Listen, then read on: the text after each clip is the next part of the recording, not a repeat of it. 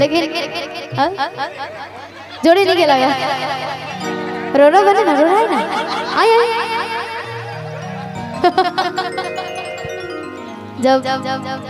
लड़का लड़की के छोड़ के चल गया तो लड़किया कहती है क्या कहती है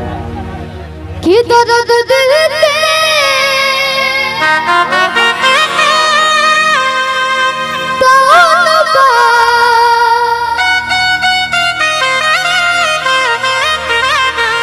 सुना तो न बा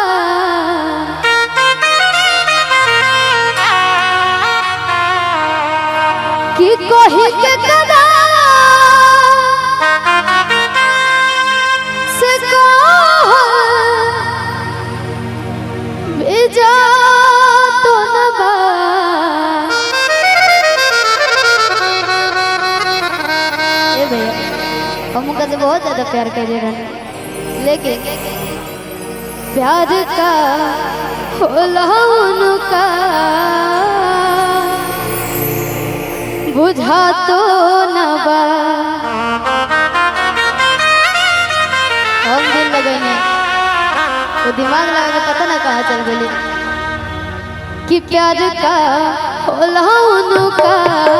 बुझा तो न बा प्यार का होला उनका दर्द दिल दे तो उनका सुना तो न बा कहीं के कदास को भेजा तो न बा प्यार का होला उनका बुझा तो न बा प्यार का होला उनका बुझा तो न बा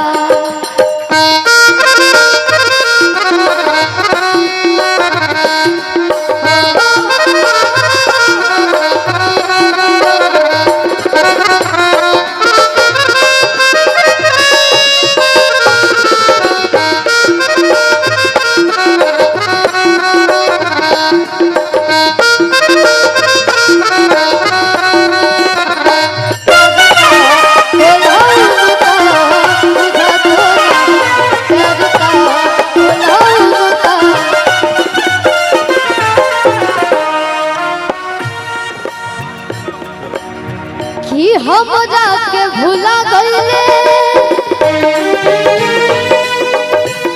जाने उ कहाँ गईले हम जाके भूला गईले जाने उ कहाँ गईले रोज रही देखिला अभी ओले ना आइले कि रोज रही देखिला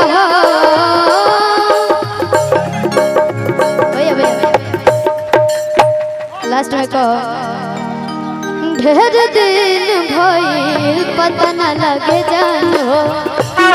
कहाँ गइलू भइलू इनके तू जानो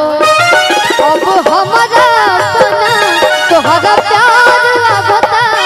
अब हमारा अपना तोहरा प्यार लगता केहू कमी पूरा करता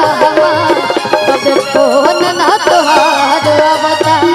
लागे मिल गइल बा दोसर कोइया तब फोन ना तोहार बता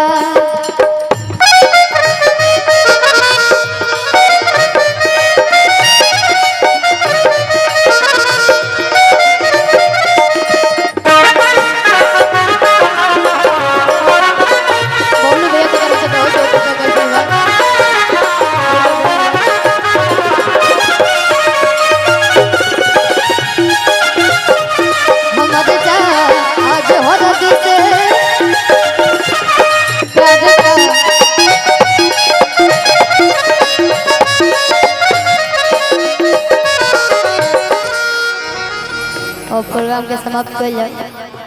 अगर अच्छा लगा तो एक बार फिर से ताली बजा के आशीर्वाद दे दीजिए।